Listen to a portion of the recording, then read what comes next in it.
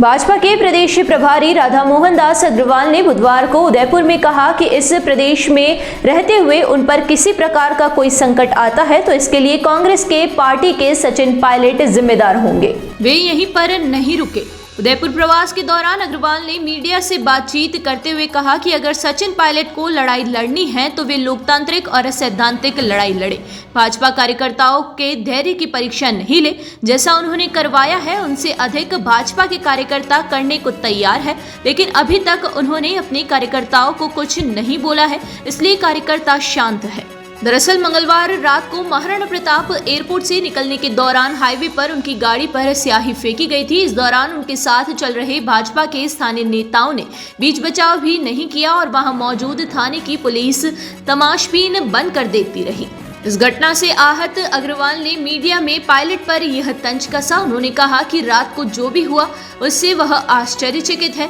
उन्होंने कहा कि कांग्रेस पार्टी अपने नौजवानों का इस तरह दुरुपयोग करती है, मुझे इसका एहसास नहीं था।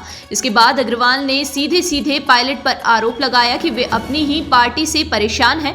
ऐसे में सबसे पहले वे अपनी पार्टी के लोगों के साथ लड़ ले, इसके बाद अन्य पार्टी के लोगों के साथ लड़ना प्रारंभ करे। अग्रवाल ने कहा कि राजनीतिक सच्चाई दिखाई तो इसमें नाराज होने की जरूरत क्या है। निंदक नियरे रखिए। मैंने आपकी आलोचना की है तो आप धन्यवाद दीजिए, साथ ही कहिए 4 दिन बाद, 4 महीने बाद होने वाले उपचुनाव या 4 साल बाद होने वाले चुनाव में आपको अपनी ताकत दिखा देंगे।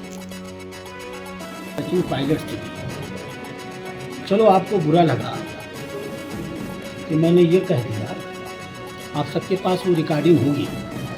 मैं चाहूँगा कि इस बाइट के साथ वो रिकॉर्डिंग भी दिखाइए कि मैंने कहा क्या था। हाँ, मैंने कहा है, मैंने कहा इस बात को कि सचिन पायलट जी का कोई समय होता था, वो समय खत्म हो गया।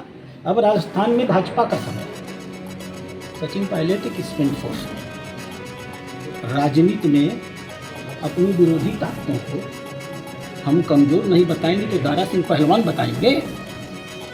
इसमें कोई गाली थी, कोई अभद्र भाषा थी, कोई अपमानजनक टिप्पणी थी, कोई असांस्कृतिक या अलोकतांत्रिक शब्दों का प्रयोग हुआ था, कोई अमर्यादित बॉडी लैंग्वेज थी। एक सच्चाई है।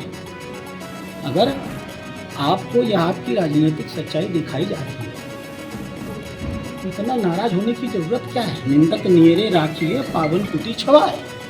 मैंने आपकी आलोचना की है, मुझे धन्यवाद दीजिए और कहिए कि हाँ 4 साल बाद या 4 महीने बाद या 4 दिन बाद जब उपचुनाव होंगे तो डॉक्टर साहब मैं आपको अपनी ताकत दिखा दूंगा। इसको राजनीतिक लड़ाई कहते हैं। अब आप पूरे जयपुर में कोशिश कर रहे हैं, आसपास के क्षेत्रों में कोशिश कर रहे हैं पुतला जलाने की, प्रदर्शन करने की। तो पुतला आप मेरा जला रहे हैं या अपना जला रहे हैं, आप अपने ऊपर विचार करिए। मुझे इससे क्या अंतर पड़ने वाला है। इस देश का लोकतंत्र आपको राजनीतिक रूप से लड़ाई लड़ने का अधिकार देता है और मेरे खिलाफ भी लड़ाई लड़ने का अधिकार देता है। वहाँ तक तो चलता है, लेकिन रात को घेर करके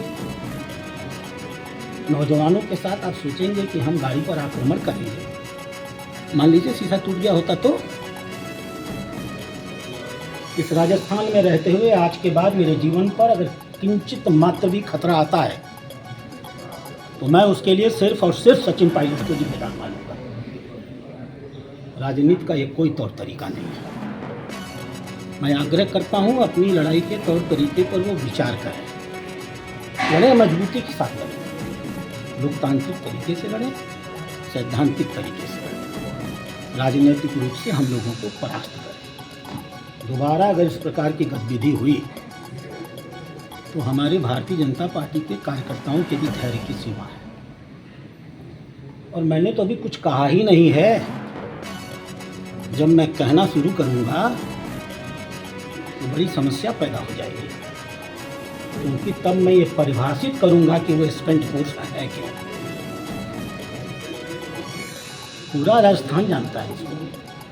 तो मेरा आग्रह है, बड़े नेता हैं बेचारे, परेशान हैं, मैं जानता हूँ, अपनी पार्टी में ही परेशान है। अपनी पार्टी में लड़ लें पहले, फिर दूसरी पार्टी से लड़ लें। प्रधानमंत्री में करोगे आपको